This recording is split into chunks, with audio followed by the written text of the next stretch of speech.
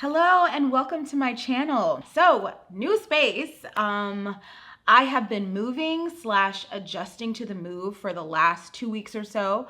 Well, this upcoming Friday will be 2 weeks that the movers came, but I packed so badly that I then had to move myself by myself in 100-degree heat, like over 100 degrees. It was like 103, 102 the weekend that I was moving.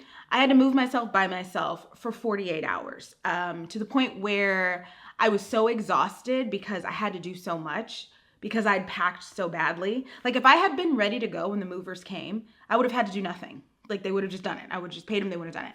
But because I did such a bad job, basically we had to leave all my clothes. We had to leave. Well, no, I got the clothes. What was it? It was the bathroom and the kitchen, man, like in the living room. There was just so many things that I set myself up for extreme failure and I was so exhausted.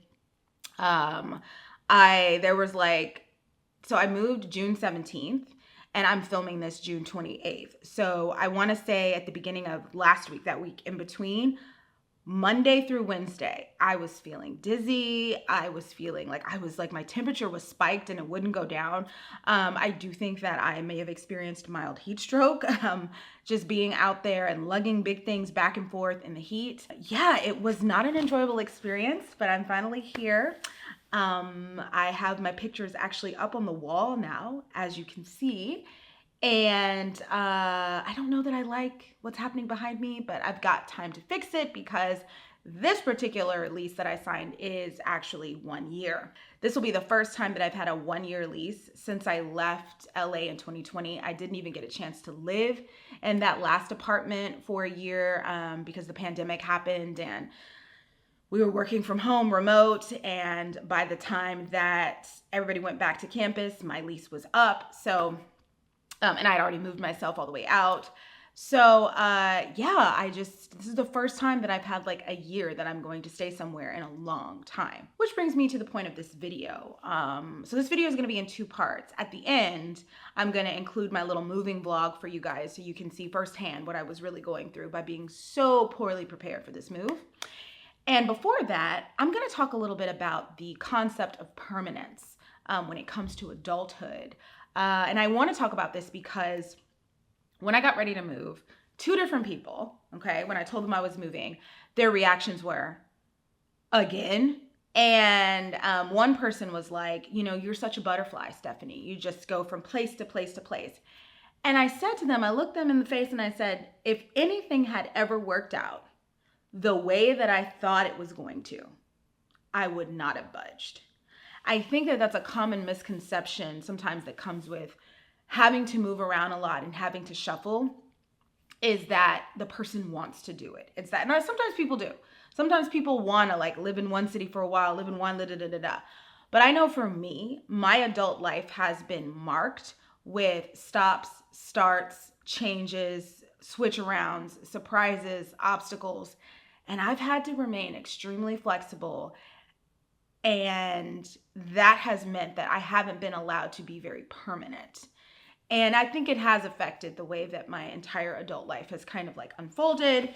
And it's obviously affected the way that some people see my journey. Because when I told them I was moving again, this was 2 different people, but I'm pretty sure that if I said it to more people, they'd be like, damn. But when I told them I was moving again, the response was just, wow, like, why would you put yourself through that? Why are you doing that? What's going on? So in this video, I want to explain a little bit about my own janky journey into adulthood and why it's been so difficult for me to get settled down.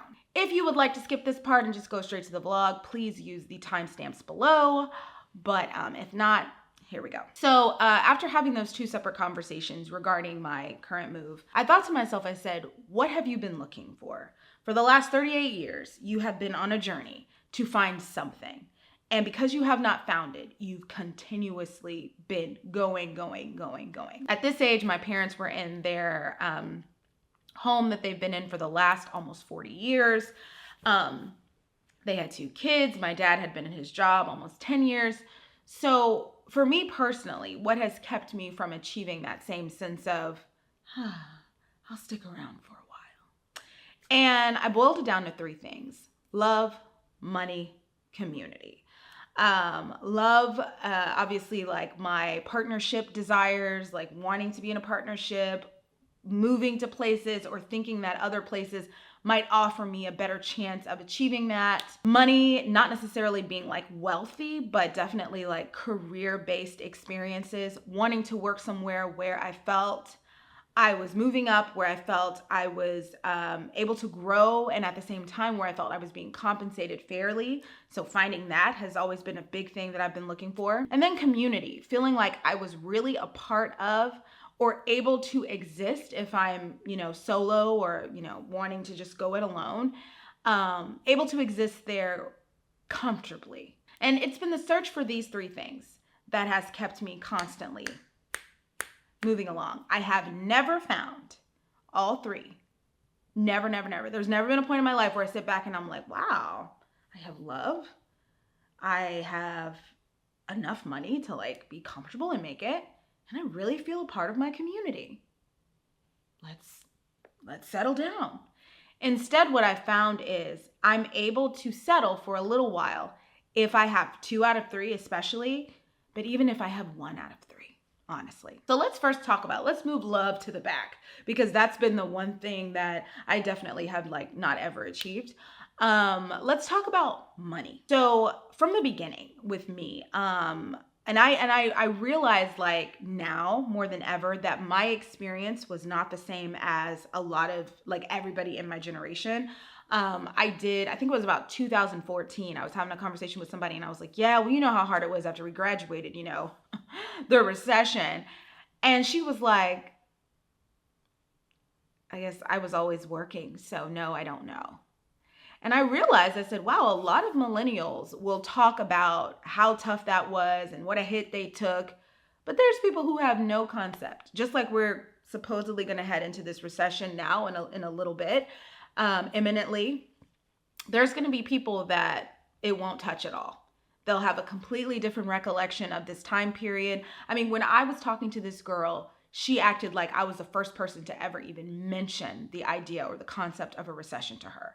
And I was just like, I just stopped the conversation because I'd had such a difficult time and I saw she could not relate at all. So I was like,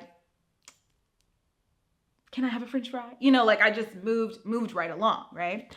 And so just to go back to my personal experience though, coming out of school, having studied what I studied, and coming into just like a very scary world definitely made an impact on me. So my very first job, reluctantly out of school, was teaching. And I say reluctantly because I really tried to do literally anything else. The first thing that I tried to do was I had gone, for radio, television, and film, and I did not want to work in the news. But I was living in an area, the DFW area, where they did have like some creative shows, some alternative little broadcast shows, and I thought I'd be a perfect fit for that based on what I had done in school.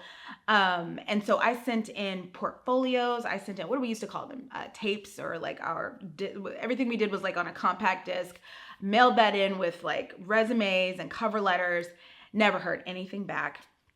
And then I heard about advertising. So I had gone to school, like head to the grindstone, knee to the grindstone. I was on the grindstone, okay? Learning how to do as much as I could when it came to production and making like digital little pieces and whatever, right?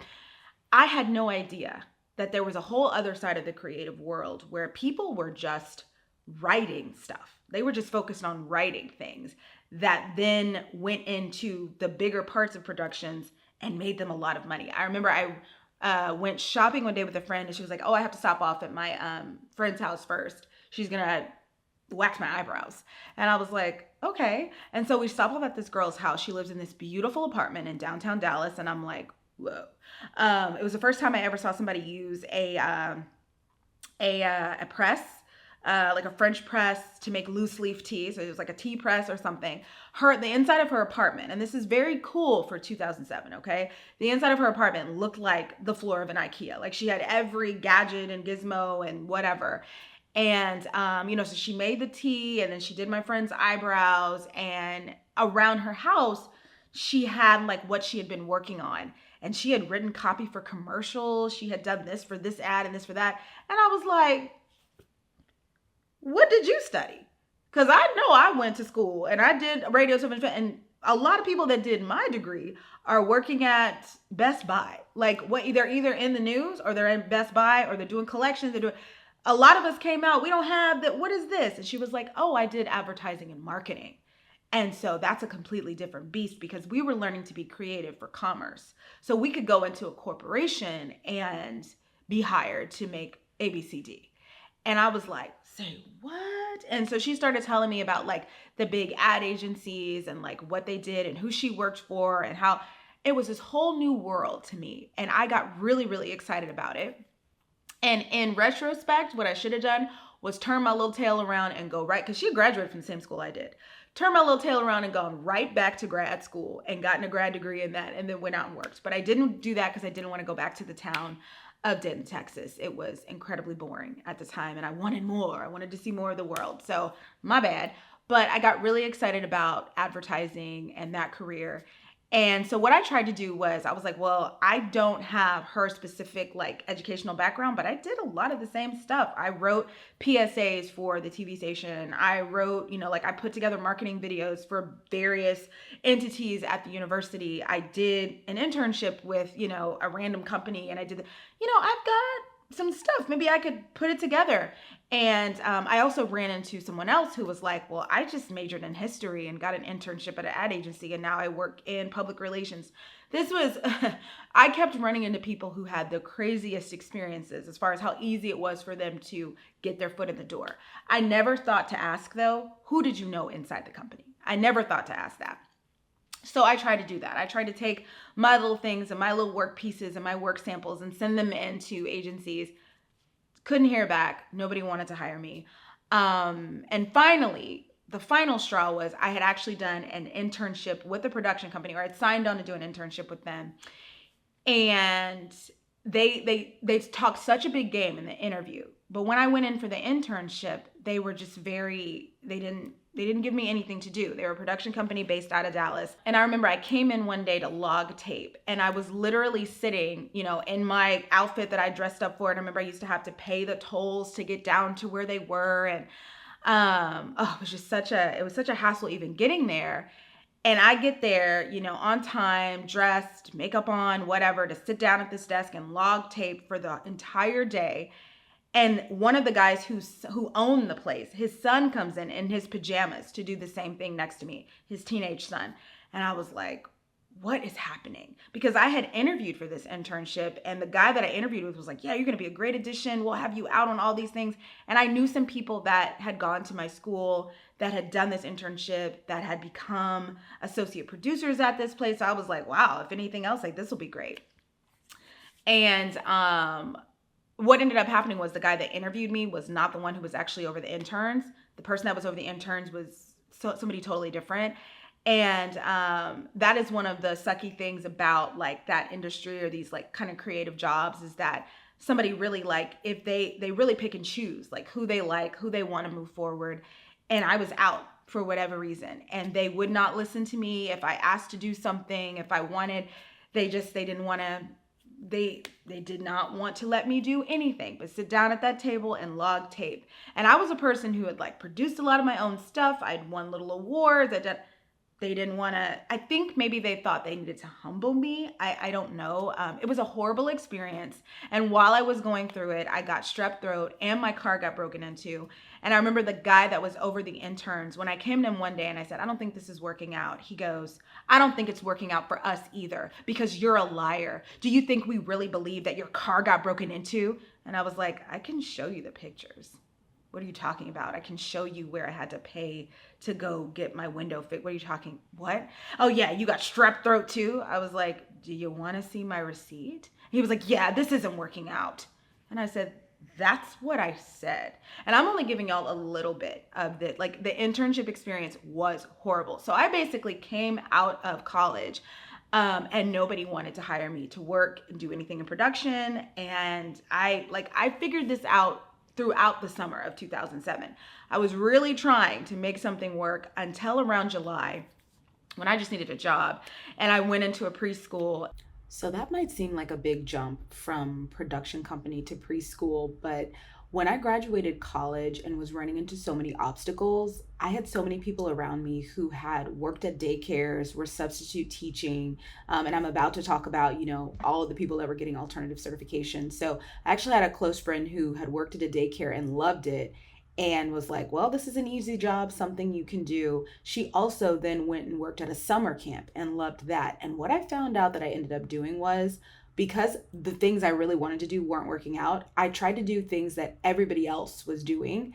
And then I would like wonder, why am I so unhappy? So if you learn nothing else from me, if you can follow your own path in life. And I know sometimes it's hard, like I'm about to explain, like I definitely ran into some obstacles, but sometimes we're confused and things are harder for us because we're trying to imitate what worked for somebody else rather than what we needed to do. Like I said earlier, I should have just turned around and gone to grad school instead of trying to live someone else's life. But I was like, no, I don't, whatever.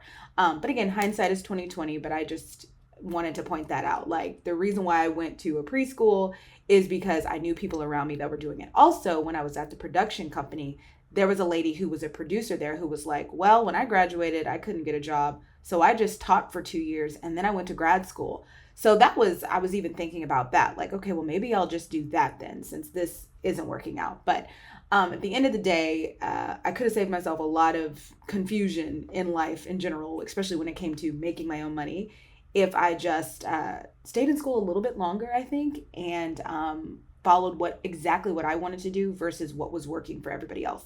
But anyway, let's continue. And they were going to offer me $10 an hour. And I was like, I don't think I can take that. That's too low. And, oh no, they were going to offer me $8 an hour, I think. And I was like, no, I can't take that. That's too low. So I left. And then the day I got let go, or I quit the internship, I went out to eat at a Mexican restaurant, and the lady who interviewed me from the preschool like walked into the restaurant, and I was like, maybe this is a sign. So I like called them up and I said, if you guys can bump me up to $10, I'll work there. And it ended up being a really, really transformative experience. I learned that I didn't want to work in the daycare system, but I did like working with kids. And that's what inspired me to go ahead and get my teaching certificate. And a lot of people around me with like our little liberal arts degrees who couldn't get our foot in the door anywhere because we didn't really know anybody. A lot of people were doing that as well. Like they were just getting, because back then it was really being pushed to get an alternative certification, no child left behind. It's a whole thing. I do want to say though too about that internship, it really taught me a lot about the rhythm that my life was gonna kind of follow. I went down one day because I was really trying to figure out like, what is the issue? Like I have experience in these things. I know you guys are going out on shoots, you're doing stuff, like why aren't I being allowed to participate? And so they would always like tell me to talk to somebody else. You talk to somebody else, talk to somebody else, talk to somebody else. And so finally I went and I talked to a person and he just kind of rolled his eyes and was like, your requests are not going to change your assignment. And I was like, And it just reminded me of how you can constantly be asking for something, whether you believe it's God, whether you believe it's the universe, whatever, and like nothing changes. And it's because you're asking about the wrong assignment. So in that particular situation, what I was asking for, no, because it was already, I didn't realize this, but when I walked in, it was a done deal. When I walked in, they were like, oh, she has too much experience. She might think she's too high and mighty. We're going to just humble her and sit her and have her log tape, right? I didn't even know that. So when I walked in, I was already at the wrong place, right? What do they say? You're the right package at the wrong address. And so it just reminded me, like, you can be asking for something and asking for something, but if you're asking for something that's not meant for you, it's not going to change what you get, right? And so I've always remembered that conversation that I had with that man. Like anytime I'm trying to beat down the door and get to something and it's not working out for me, I think to myself, maybe this is not my assignment. And that's why my requests don't matter here. Anyway, so that was the summer I graduated from college. I ended up getting a teaching certification. I moved to Texas. My first teaching job I got the next year, and I moved back to Houston. My first teaching job I got the next year, I took it after working at a summer camp. And at that summer camp, there were 3 or 4 adults and there were like 90 kids, right? And I was the camp coordinator. And so I was constantly yelling. I had not yet learned nonverbal, like attention getters, not, 1, 2, 3, eyes on me, or just putting my hand in the air. God, good God, that 5 hands in the air, that saved my voice so many times when I got into classrooms. But I hadn't learned that yet. So I would just yell and like raise my voice. And I got arthritis in my cricoarytenoid joints in my vocal box. And because of that, at a certain point when I would go to talk, it would just feel burned. I would feel like I was on fire in my throat.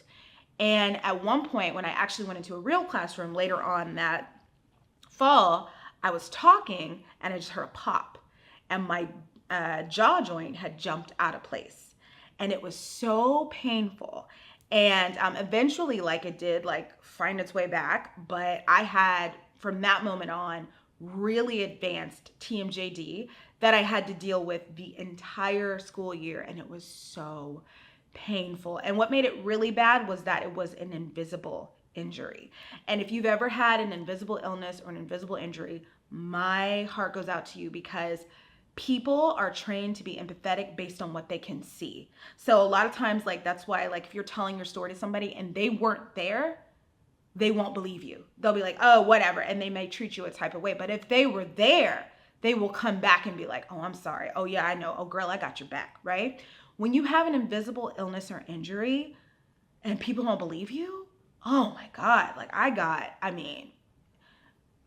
won't go fully into like how hard it was to help people understand that I was in pain, but it was very hard. I had to leave at the end of the year. I got in unemployment because I had really tried. I went to like a specialist. I had to wear a special orthotic. It was a whole thing. But I ended up getting on unemployment. And after that, like those 2 years of my life, 2007, 2008, that was just an extremely traumatizing experience that sort of locked in this reality that making money for me as an adult was going to be hard as like I was just not going to have, oh yeah, I graduated and oh, I'm living in the city I love and I'm making this money, or even I'm passionate about this, I'm working my way up, it's fine, I feel guided. Like it was just like hit.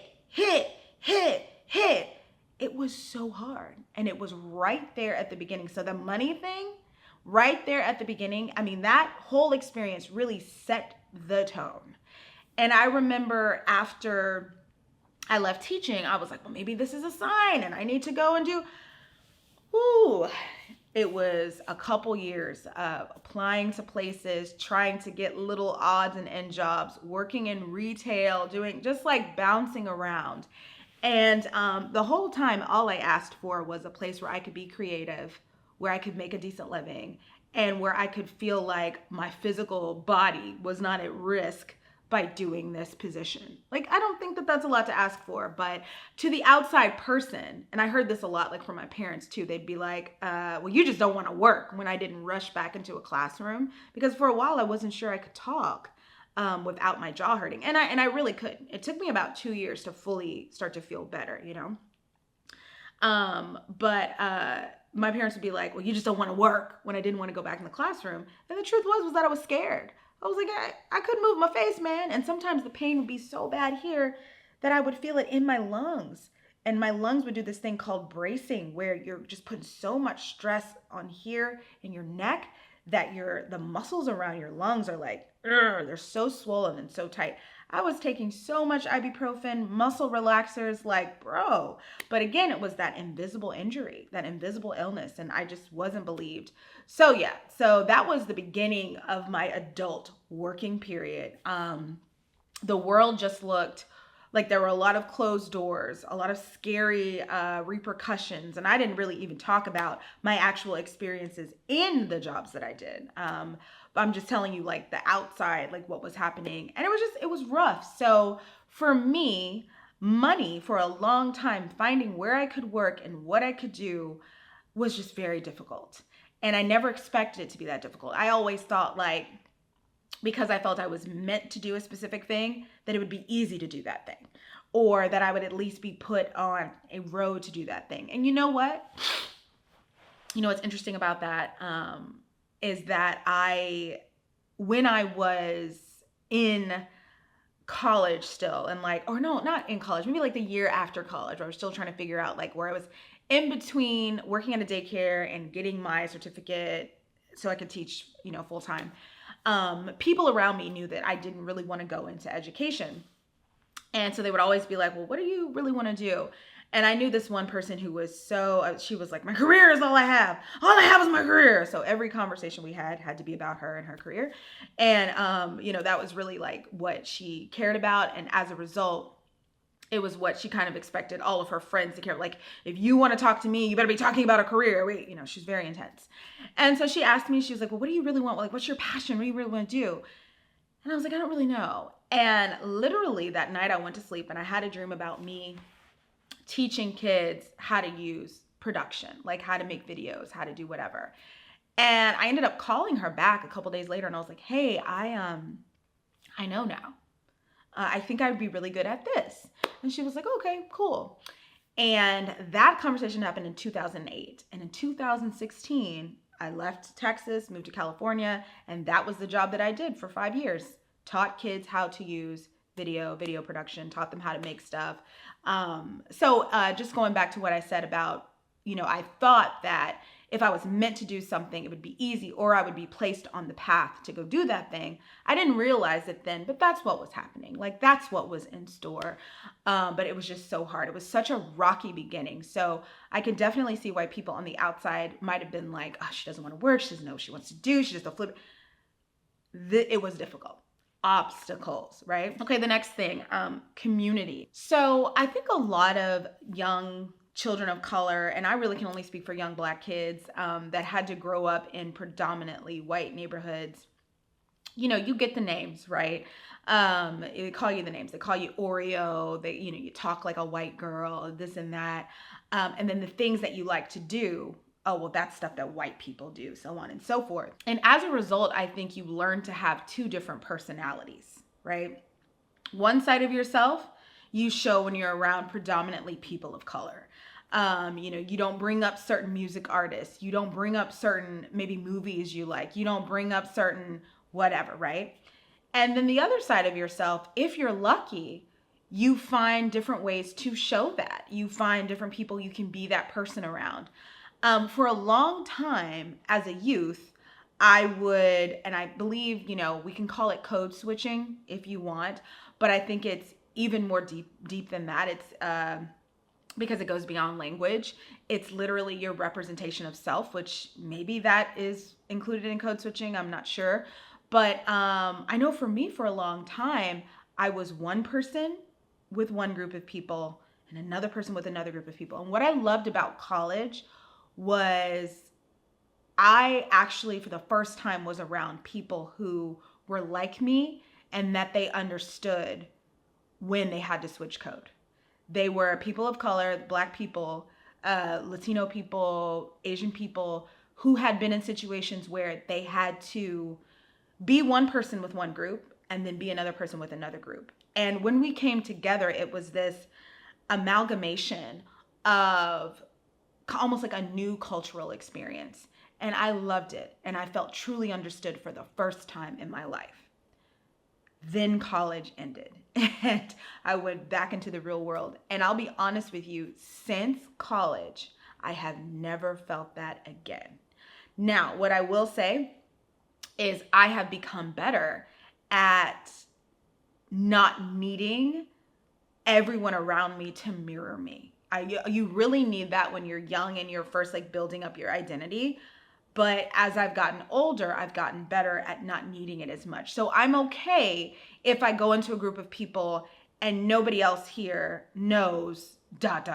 Like, I'm okay if I go into a group of people and nobody else here watches ... It's okay. But at the same time, it's made me kind of a power independent, where I'm just used to doing things by myself. I'm used to, I'll watch this movie by myself. Because I'm not quite sure who understands my version of life, who gets the things that I get. I'm not sure that new culture that I experienced, where people come together that have had to do the two, have had to belong here and have had to belong there. I don't experience it in my adult life. And so what I will say is that the community thing has also been difficult because after college, I held on to those college friends real tight. And then, a lot of us went our own way. And some of us, stayed in contact, but we had to go and become real adults now, right? And so after college, it was kind of a lonely time, just realizing that like it's going to be harder to find that vibe in the real world because people tend to stick in homogenous groups. Like, well, we all have this in common. And one thing that we all had in common in college was we're all here, we're all at the university. But in real life, we're all in the same sorority. We all, right? And so it's harder to find that kind of like intermixed, interconnected group of thought leaders and people that are into the same stuff as I am. And so it's always been difficult for me to find community as an adult. I've never found it. What I have found is being accepted for who I am, but I don't think that's the same as being completely understood on like a cellular level. Like you don't even have to speak and people are like, I get it. Like I remember I had one friend in college where we could go and take a hip hop class together because we loved that. And then the next day we could go to NCAA nationals. Like we didn't have a team there. We weren't competing. We didn't have a team, but we could go and watch nationals. And then after that, we could come back home and watch like Laguna Beach. And then after that, we could go to a frat party. Like, that's what I mean. Like somebody that could get me on all sides of who I am. And of course that person, they went off and they got a degree and moved to a different city. But that's what I mean. In college, there was like an abundance of that vibe. But in adult life, I feel like I have to, you have to compromise. It's like, oh, okay, so you're not into that, but, And I often find that I have to come to where people are and people can't really come to meet me where I'm at. In my life, I've been called a weirdo a lot. That's something that's been said to me a lot. And so now I'm just kind of like comfortable. I'm like, okay, so this person thinks I'm weird. That's fine. But just going back to that little 2 to 3 year period of my life where they didn't use that term with me. I wasn't weird. In fact, I remember somebody once said, oh, I speak Stephanie. It's cool. I have never found that in my adult life, like people that understand me on a cellular level because we're the same. That was a very, very special experience that I had. And that is something that I have chased as an adult. And I'm just now starting to understand like, yo, you got to settle down. Like you was either going to find it or you weren't. And I didn't, but it's okay. Okay. So the final thing that I've been chasing forever is love. And I've talked before about my dating experiences, blah, blah, blah. I'm not going to go too much into it, but I will say that I definitely bought into a lot of times what people say, well, you live in the wrong city. And I will say that I never moved to the cities where maybe it would have been easier or would have been more visible. But I can definitely say that for a long time, I was holding my breath. Like, well, it's okay if it doesn't happen here, or it's okay if it doesn't happen this year because you're going to move, or you're going to be here, or you're going to be there. Like, it can be different. And even coming back to Texas, I did believe, like, for a little bit, I was like, well, maybe the reason is because you're going to, no. Only to get left out of Papacitos, right? So I definitely, that was something else that I've kept my eyes open. And all three of those components really just add up to me being really hopeful for a really long time that everything would fall in line. And because everything fell in line, I would finally feel like I'm home. Here's what ended up happening instead, though.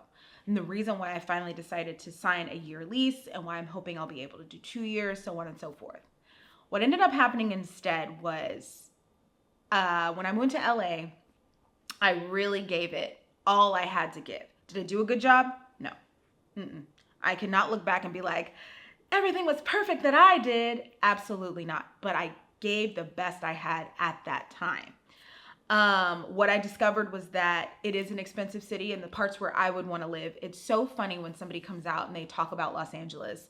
And then Los Angeles natives are like, hey, shut the hell up. You in the wrong part of the city. That's why it sucks. You need to, and they name all these places that are like on the outskirts of LA. So like, they'll be like Inglewood, Baldwin Hills, come out to Compton, blah, blah, blah. And the thing is like those places probably are very cool.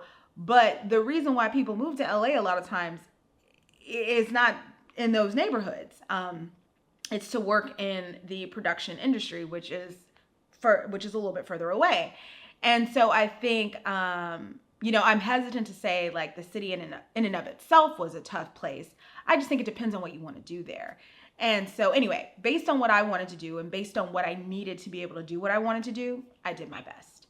And, I thought about after my lease was up, the apartment that I was just in, the reason why I originally got a 6-month lease was because I was like, well, I don't know what can happen. I'm doing this YouTube thing now. What if a company, they reach out to me, they're like, we want to work with you.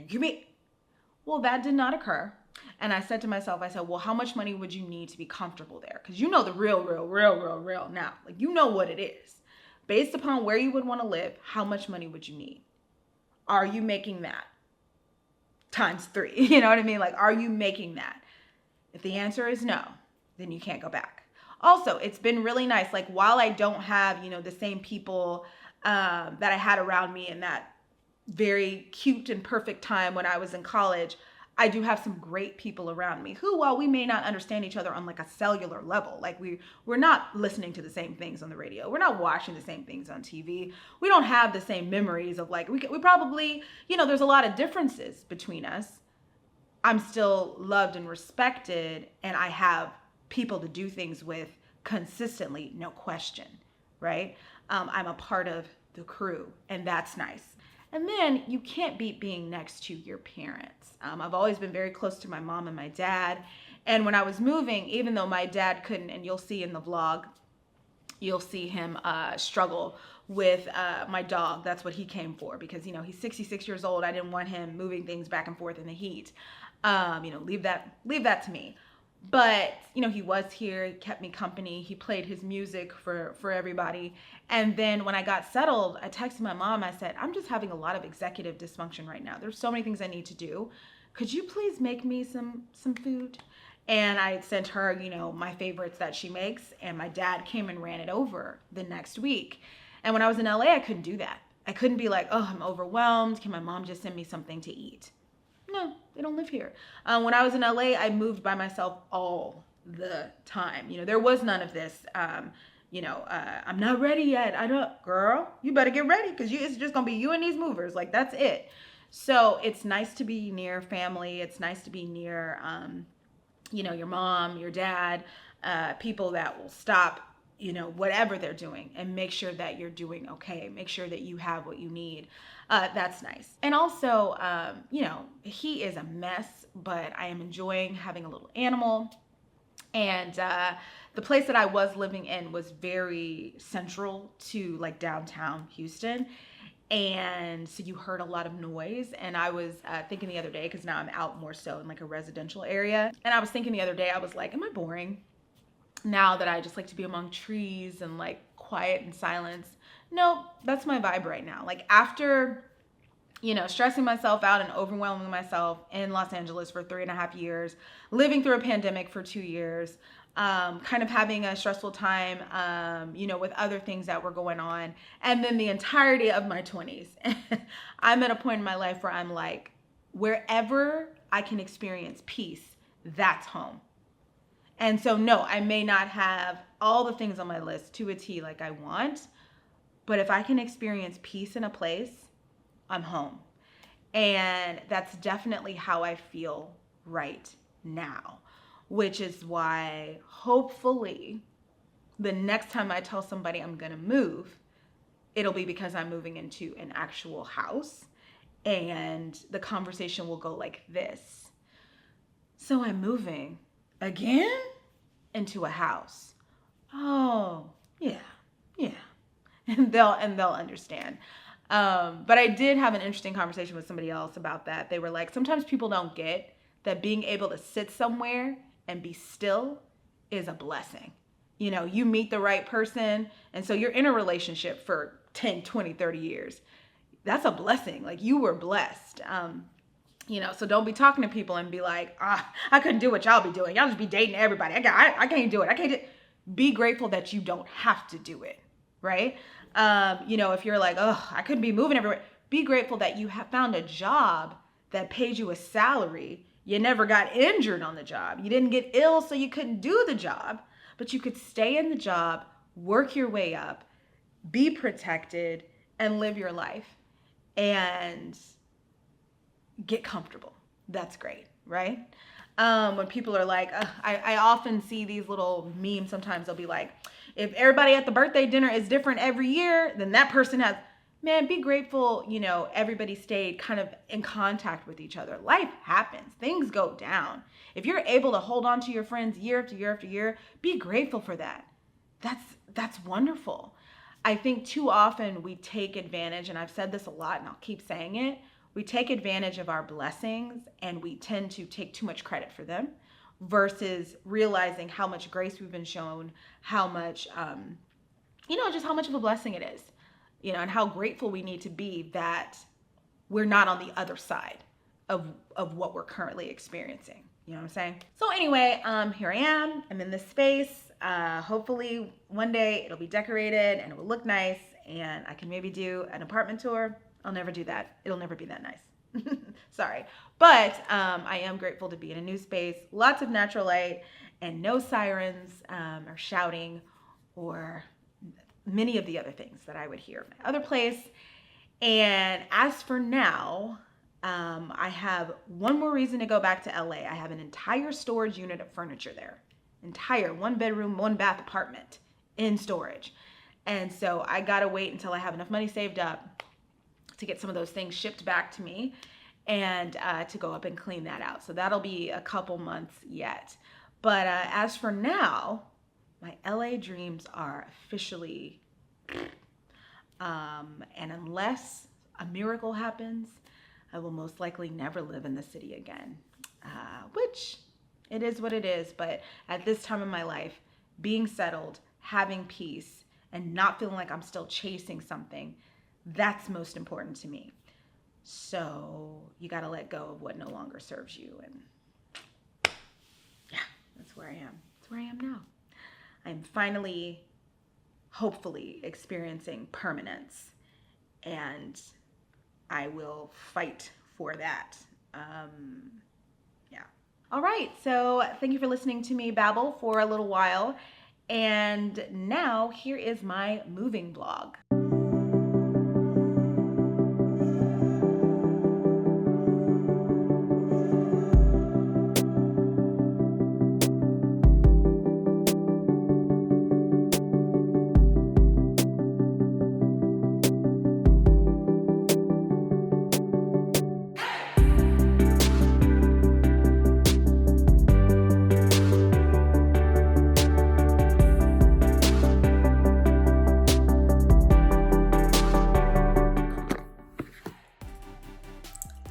Hello.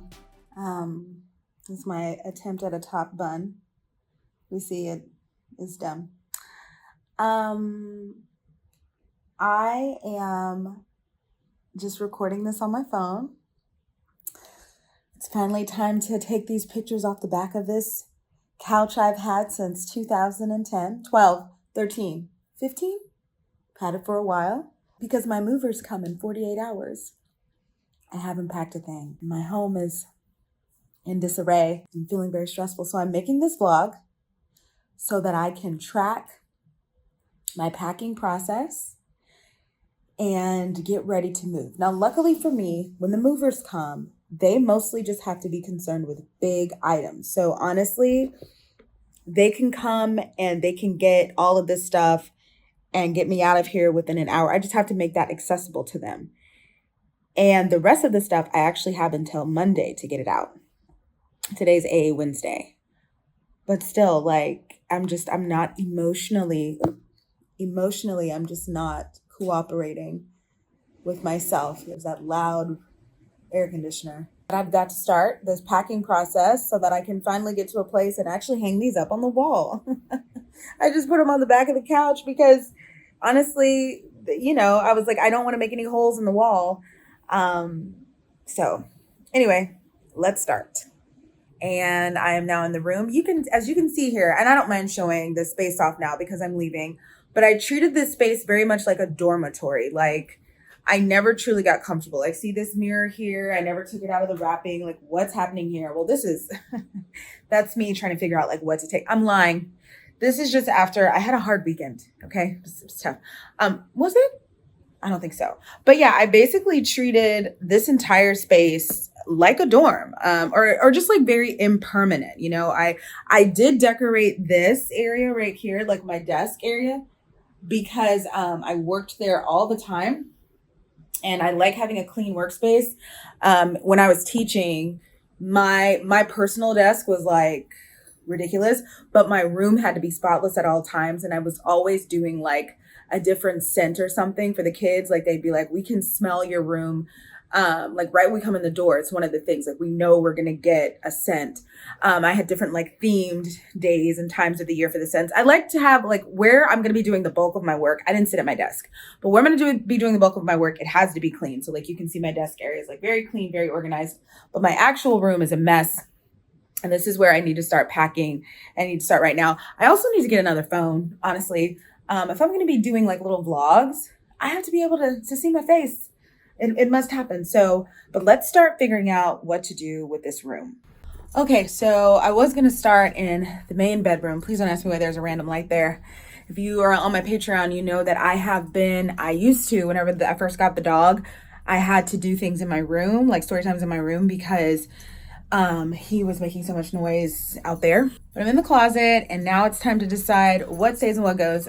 When I tell you this was very temporary for me, I didn't even bring all my clothes from where I was, so there's nothing there. I have a little bit of stuff here, and then of course I have my little collection of wigs that I tried to build up over the past few months. I did invest in a couple of wigs. They're all like $50. So now it's time to take the things off the hangers and get them put in the space bags.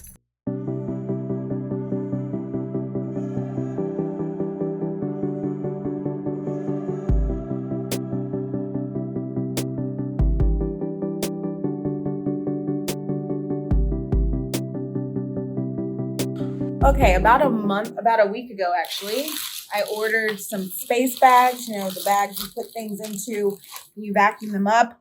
I'm going to put now the sweaters and things I just folded. I did a really bad job of it, by the way. I don't think I am good at the folding of big, bulky things. Should they be folded? Should they be laid flat? We're going to figure it out. But now it's time to fill space bags. It's what I should have. That's what I'm doing. Okay, it's the next day. These were all the bags I have packed. I kind of got sidetracked last night watching TV. Somebody woke me up at 6 a.m. So I've been up this morning packing. I didn't do a single thing yesterday when I was like, okay, gotta go fill the space bags. I made dinner and I drank 2 glasses of wine and went to sleep. So I'm up today and let's keep it going. All right, unfortunately, I would do absolutely no packing this day. And so I inevitably made the rest of the weekend harder on myself. The movers were gonna show up the very next day, and they even walked in the apartment and were like, what are we supposed to do? So yeah, wow. Okay, the moving chronicles continue. I just got back from yelling at my leasing office because the guy who was supposed to handle my move, you know, make sure that everything was like in place and blah, blah, blah. Well, he left. And so nobody like called and let me know like when to come in and get my keys and pay my deposit, all that good stuff. So I went in all charged up and screamed at well, I didn't scream, but I was, you know, just very like, what happened, guys? You're not supporting me. So the lady was super nice and we worked it out and we worked through my emotional dysfunction, and now I'm in the lovely Starbucks drive-through line. And I'm going to go and back to the apartment, the new apartment, make sure I can get in. I haven't tried my keys or anything like that because I was, you know, in the office for a little while. Check on the dog, finish packing. I'm not going to finish packing by today. The movers are coming today, but they got to get the big stuff. I can still go back in there all weekend. It's not a rush, Anyway, so I'm going to go back in, finish packing, get the dog, and continue on with this process. This is day 3 now. Day 3. All right.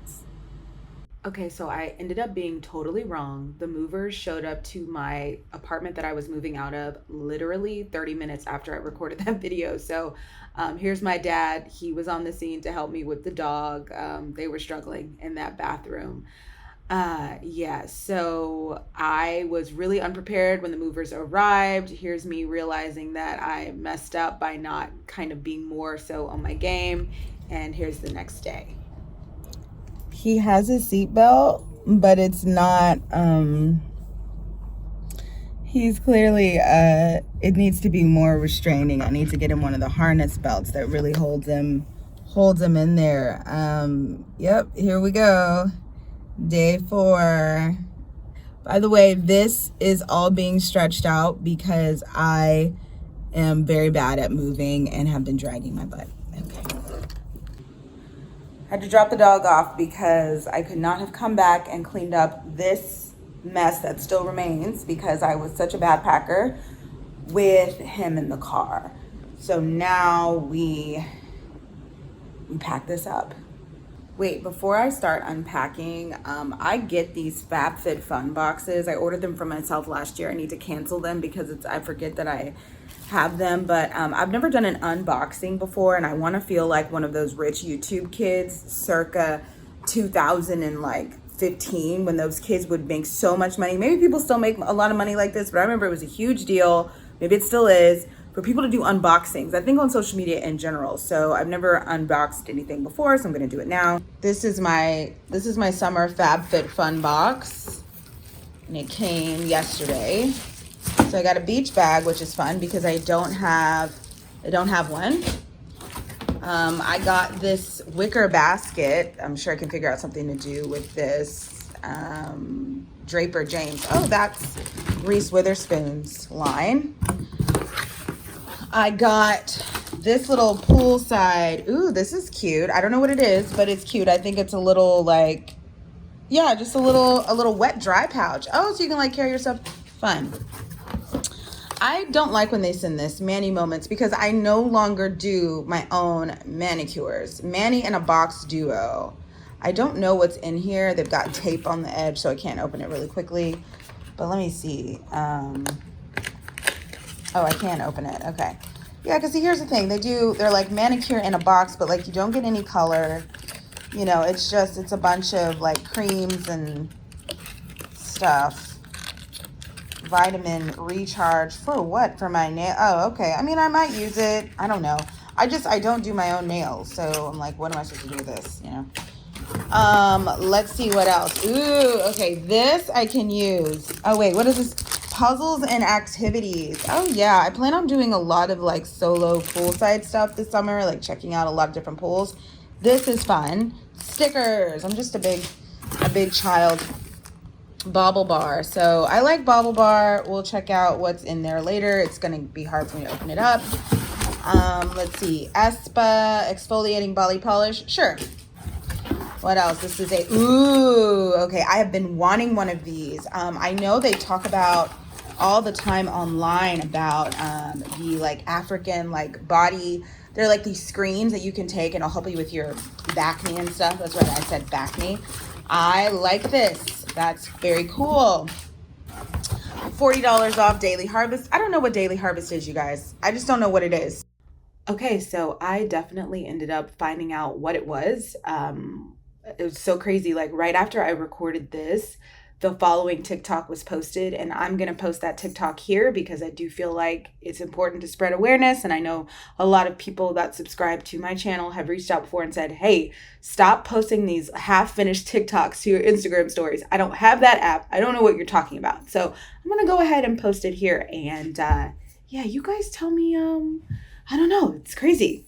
It would seem as if the answer is not to try Daily Harvest, at least not right now. I'm literally shaking right now. Please just stay and listen to this because it's really, really important. About a month ago, I received a PR package from Daily Harvest. So I ate the French lentil leek crumbles, and you're gonna understand in a minute why there's this fucking weird packaging thrown away in my trash. The following day, I started having extreme stomach and gastro pain and went to the hospital, the ER, in the middle of the night. When I was in the ER, they couldn't figure out what was wrong with me. I had elevated liver levels, and then there was some bacteria in my urine. They thought I had a UTI, gave me antibiotics for 5 days. I went home. The 5 days of antibiotics go by, and then and immediately I started getting this pain again, but it was even worse and I had 101.8 fever. So I went to the ER a second time. They literally tested me for everything: hepatitis, mono, gallstone. I had to stay overnight in the ER and I literally had a CAT scan, a ultrasound, a vaginal ultrasound, and so much blood work done. They literally couldn't figure it out, but I still had extremely elevated liver level. For the last month, I still haven't drank. I'm seeing a liver specialist this week because we need to make sure that everything's okay. Before I went to the hospital the first time, I had taken a photo of the food packaging because that was the only thing that I had done different in my routine. Fast forward, I just got this email from their PR, but there is now an investigation going on into this product. And this was the one I ate. And just wait, I just started Googling the product to see if anybody else was talking about this. People have the same exact symptoms as what I was having: elevated liver levels with no explanation. This person below, blood work, a CT scan, an ultrasound, and still elevated liver levels. It's so fucked up, so crazy. Story after story on this thread is the same. It's all the same types of symptoms. And I was thinking just now, maybe when I got this, I got it a little bit early because I got a PR package. So maybe it was like before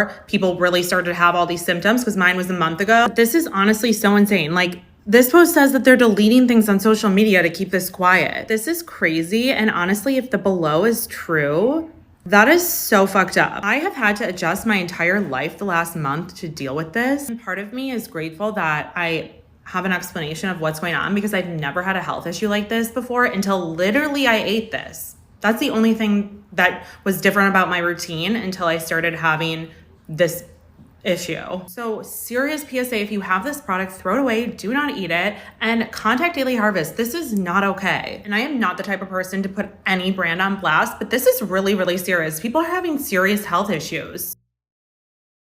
Yeah, I would lay off Daily Harvest for the time being, at least until they get this particular thing straight.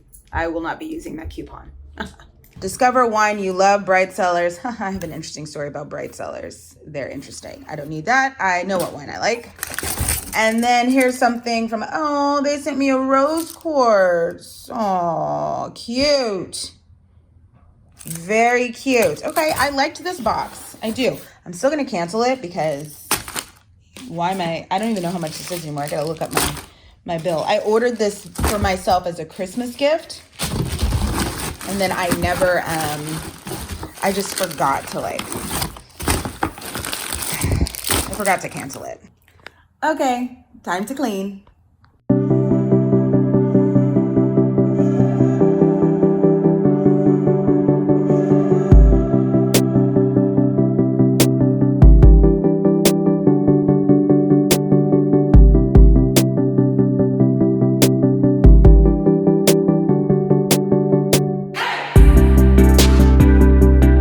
So at the end of day 4, earlier I said that this only took me 48 hours. Guys, this took me almost half a week to do. Ridiculous, 4 days. But at the end of day 4, so right now it is Saturday night, the 18th.